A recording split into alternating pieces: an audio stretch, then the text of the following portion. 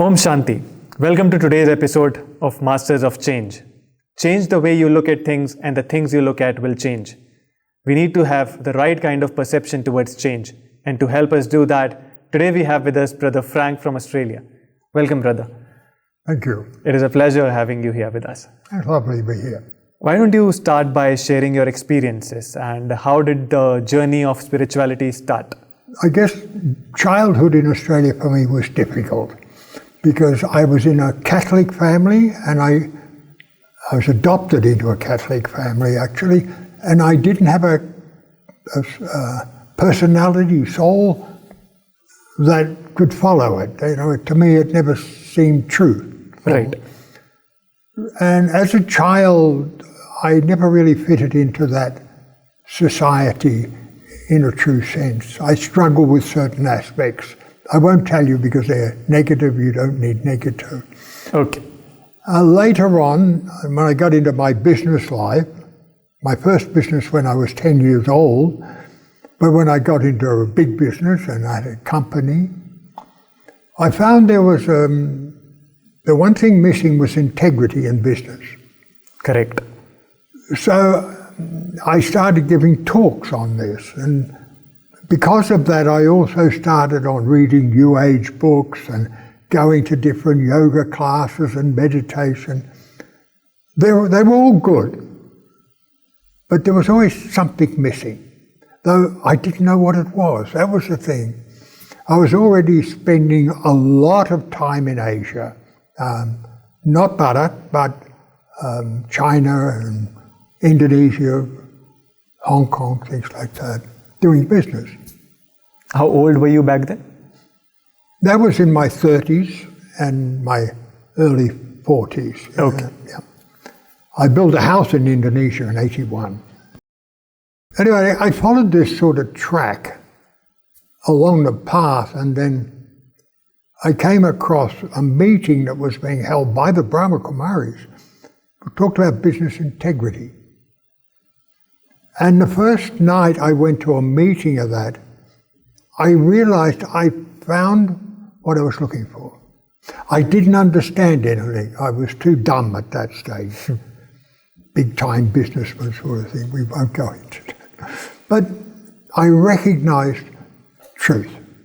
What they were talking sounded true, which nobody ever quite sounded true before. Religion, modern religion is full of falsehood. They ask you to believe, yeah? Science asks you to believe theories. So here I was, and it was like I was hit by a bolt of lightning that night, you know. And that's how I really started to move on. In fact, the next day, I had to fly to Indonesia after that meeting. And I couldn't wait to get back for the next meeting. And it was then after I decided that night to change my life. Oh, it took time. You don't change in a day. In a day. But what does change very quickly is your awareness. That moment in your life where you go, you know, and you get this with shopping sometimes. You see something, you say, that's what I want. Yeah? So I had that awareness moment. As I say, I didn't understand it, but it was a very special time, which I still keep the energy from that night with me today, and now I'm 85, and I've still got that same enthusiasm I got that night. Nothing has changed. How do you manage to do that, to keep the same kind of energy all these years? Well, I think you have to encompass change first. I think a lot of people get a thing we call opportunity. Yeah. And they don't use it. They don't realize the value of opportunity. Yeah. So I see it as two ways. One is to give others opportunity, and when you're given an opportunity, to make sure you take benefit from it. Don't waste it. There's no penalty for not taking an opportunity. But there is a penalty for wasting it. Correct. Right. But there's a tremendous amount of benefit from using it. So even today, I'm always looking for an opportunity to do that extra little thing that's not my standard every day. I do meditation every day. It's part of my DNA now. But the newness and the freshness, it comes from taking opportunity up and enjoying it. You know, the best thing I am at doing is enjoying. That's amazing to hear. How do you manage to keep so fresh, and how do you manage to pass it on to other people? If you try to pass it on to other people, like people who are young, people who are just starting their journey, and if they're not interested, how do you pass it on? I don't think I really try to make anybody anything, because I don't think you can. Yeah. I don't think we can change anyone. They've got to change themselves. Correct. Once, though, be an example. One of the things I learned, this took me a long time, so some of the things I talk about here are not things that just happened, they took a long time. The thing I focused on for many, many years was removing negativity from my life. And the first thing I learnt on this was we tend to, in Christian or science countries like Australia and that, to see a lot of things as good and bad. And they are good and bad, but not in my world. So I stopped seeing things of anyone around me as good and bad. Then I moved up a step and stopped seeing things as right and wrong. Because when I realized to see something as bad or wrong is a negative. And in fact, you're mentally punishing that person at that time. And if you keep punishing souls, people, they won't love you. They won't have respect for you. They won't come close. So what I learned, the final step, this is a secret, but I'm going to share it. I would love to hear that. How I see things now is accurate and not accurate. So those young people and everything around, no matter what they do, so instead of being a punisher, seeing a negative, you become the teacher as seeing something that's not accurate. And then you teach them how to do it accurate. And then they don't have any fear of what you're going to say or do. And that way, they become vibrant.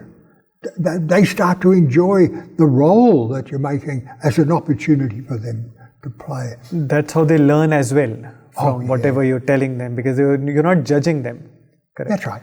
Yeah. You've got to be a good example for a start. Correct.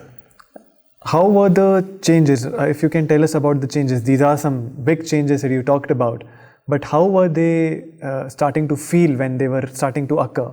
Because I'm sure it must have took you a long time to adapt to these changes. Oh, yeah. But did it feel that you were, did it burden you? Like, did you ever feel burdened by these things?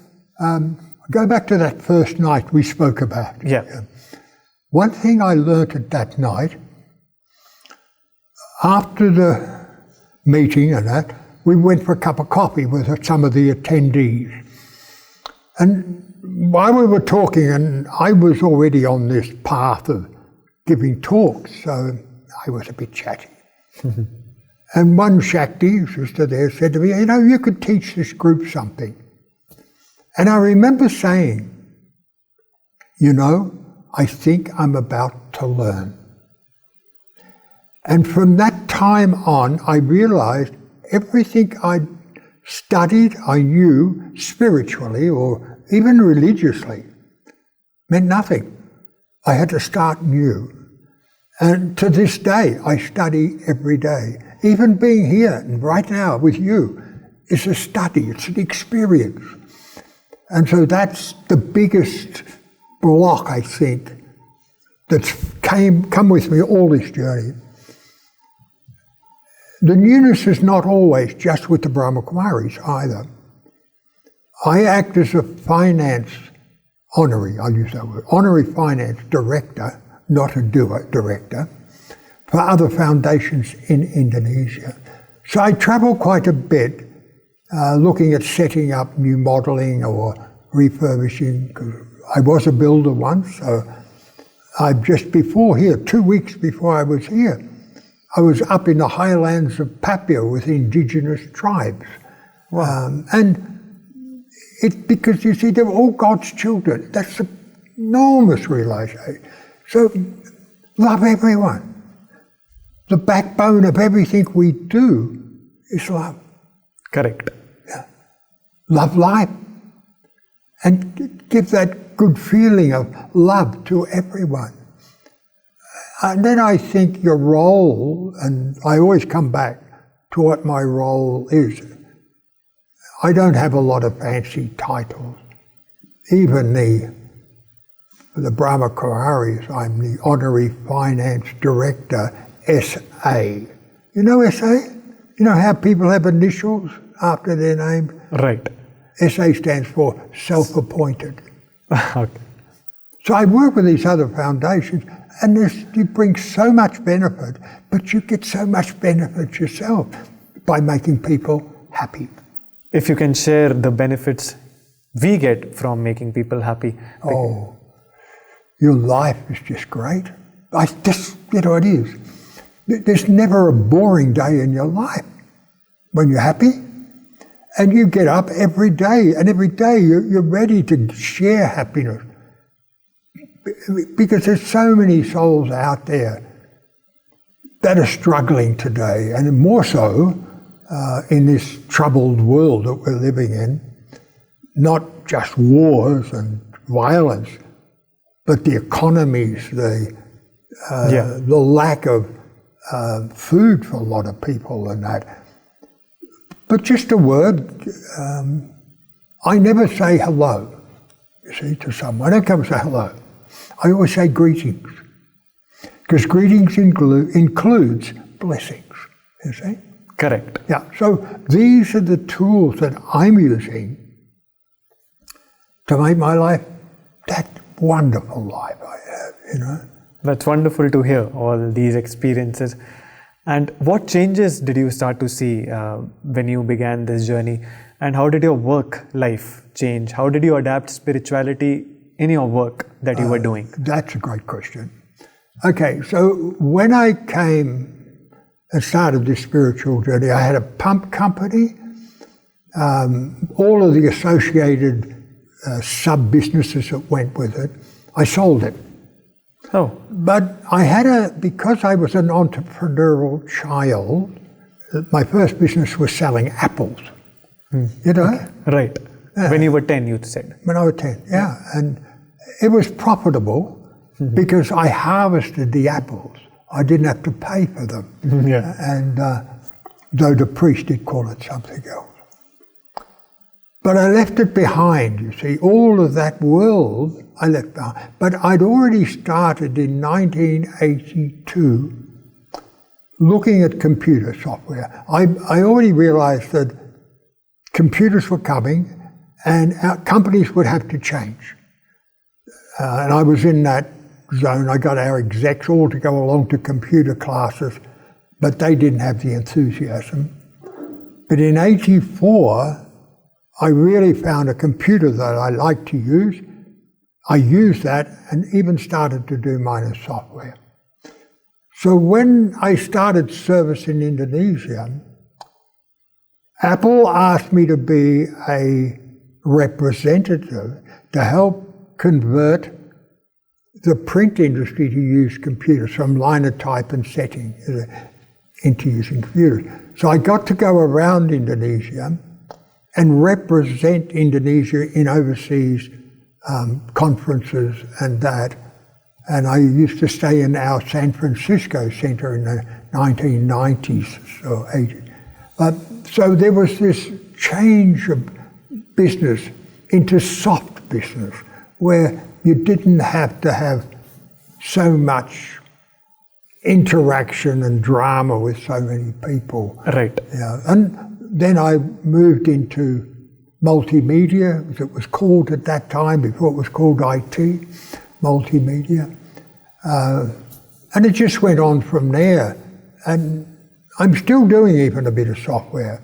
It was only yesterday I did a little SketchUp design of a patch of software for a foundation. But I don't think any of the skills you learn in this life, you leave behind.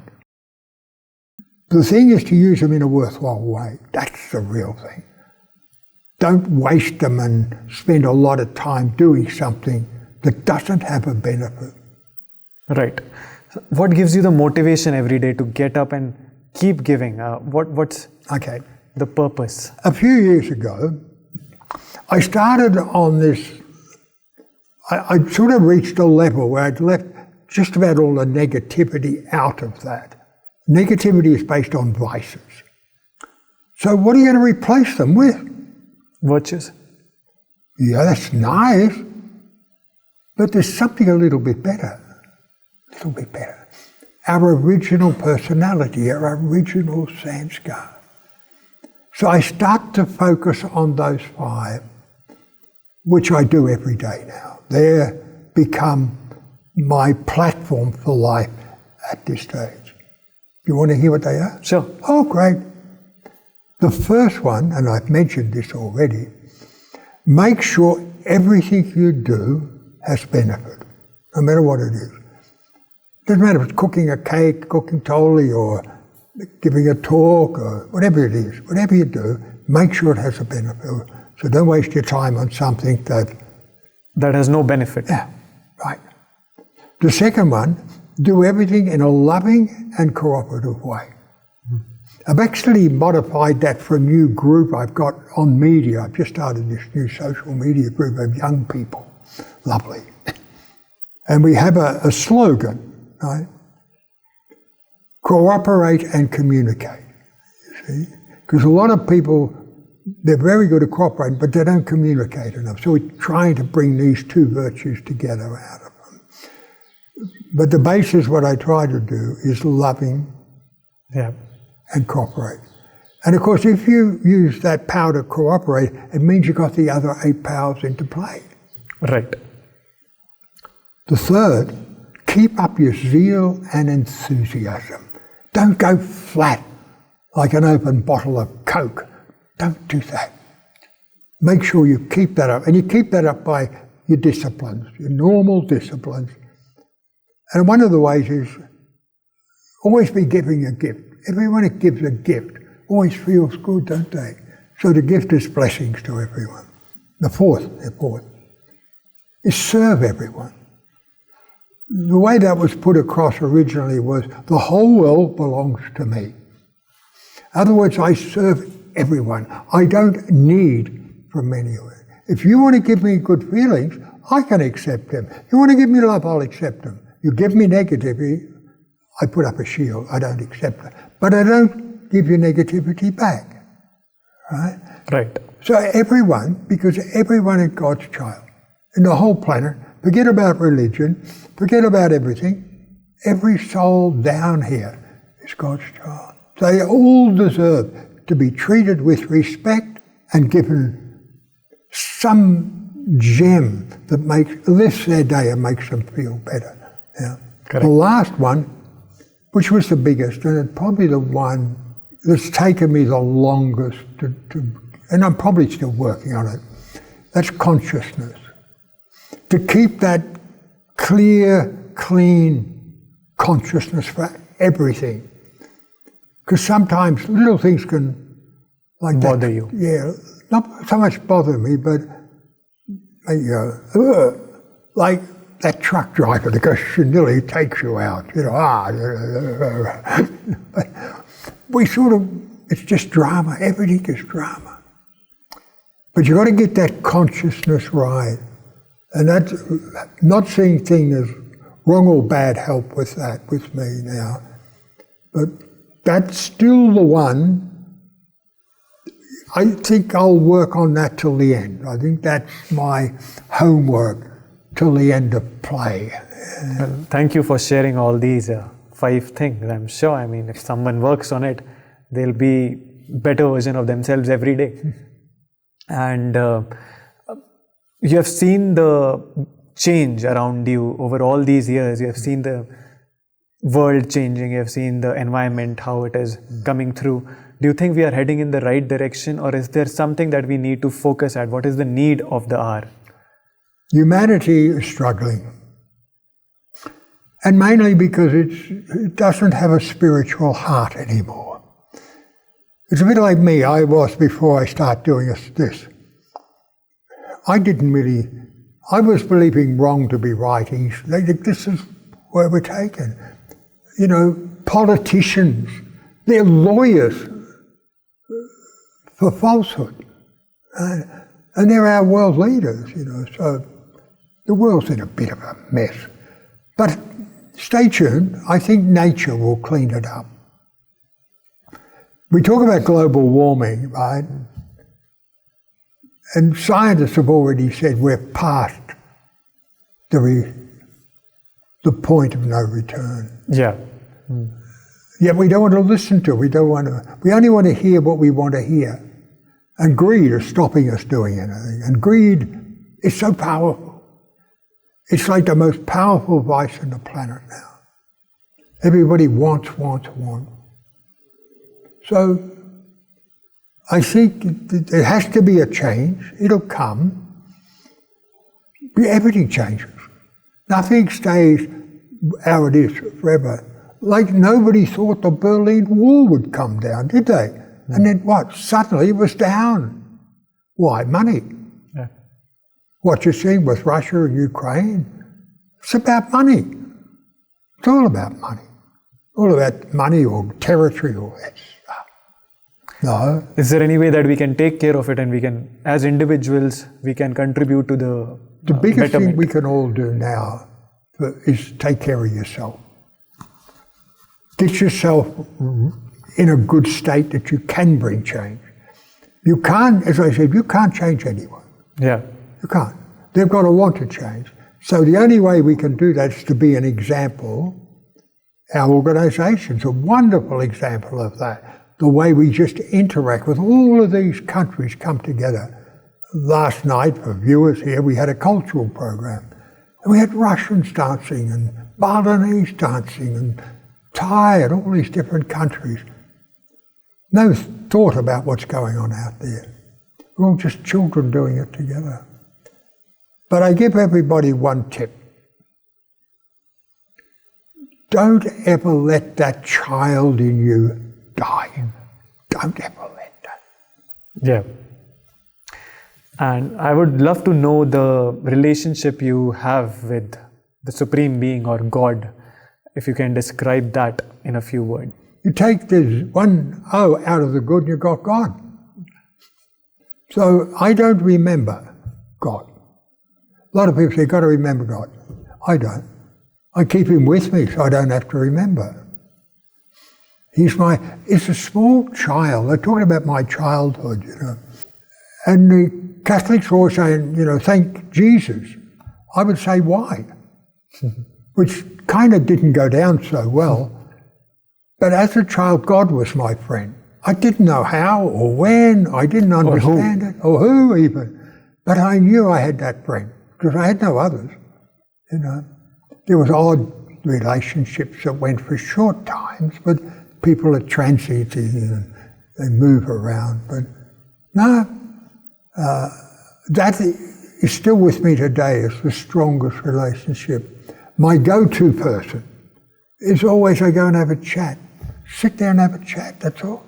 And then my intellect becomes clean and I have answers.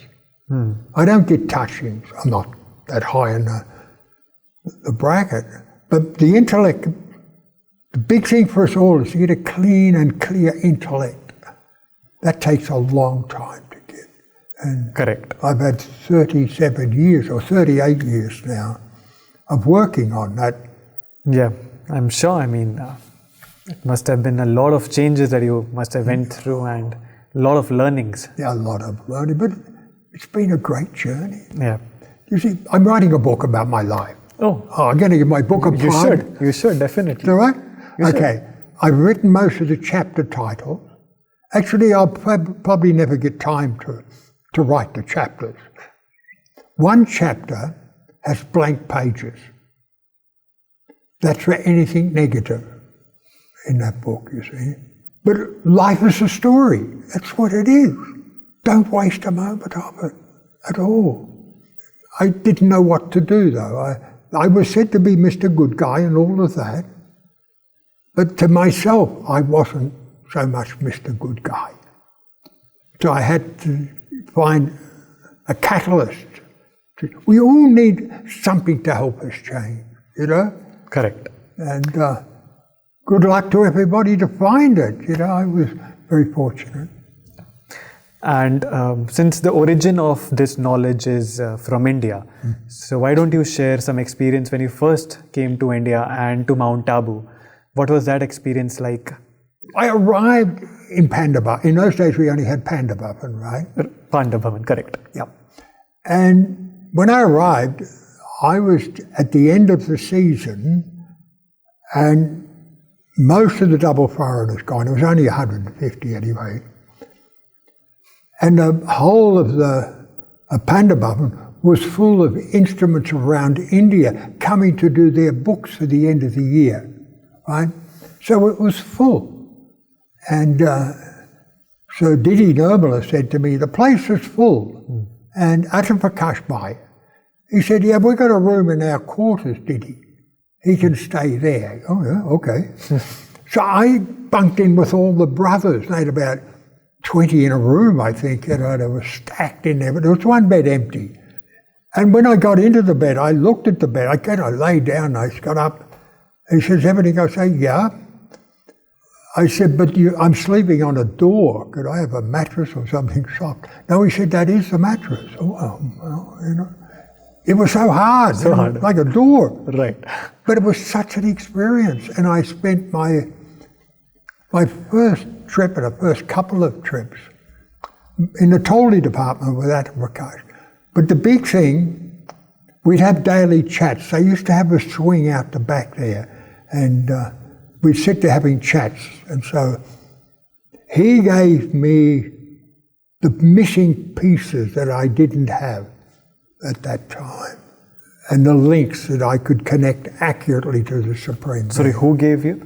Brother Atta Prakash. Okay. He runs the Tolly department. Okay. Oh, yeah. And we've been a long time. I have a lot of friends in the family here. Unfortunately, most of my age are gone. I'm an antique piece now. I'm sure, I mean, your outlook towards life is keeping you going, and you still have a lot to go, I'm sure. Oh, yeah. And what's that one thing that you love about India, and you've been coming since so many years? Now, the thing about India really is watching the change. India's becoming urbanized. The government and business is now running India. The spiritual part of India is basically disappearing. But it's not just India, all over the world, Indonesia as well. The pursuit of spiritualism is not so strong now. The pursuit of a new iPhone or a new computer or a new piece of technology is more powerful. I watch everywhere. They've all got mobile phones in their hands, yeah? And they can't put them down, they're addicted to them. These are the changes I see. But not just in India, but India is the home of spiritual soul. You know, like so many Indians are migrating to Australia, right? I took rebirth in Australia. My last life was probably in Bharat, you see, or Sindh, somewhere like that. Yeah. But the spiritual side of India that we had, even the religious side, is really on the wane. It's all marketing and business now. Which is sad to see. I used to see things, but not anymore. I just see them as drama. Yeah. It's all part of the great play that we live in.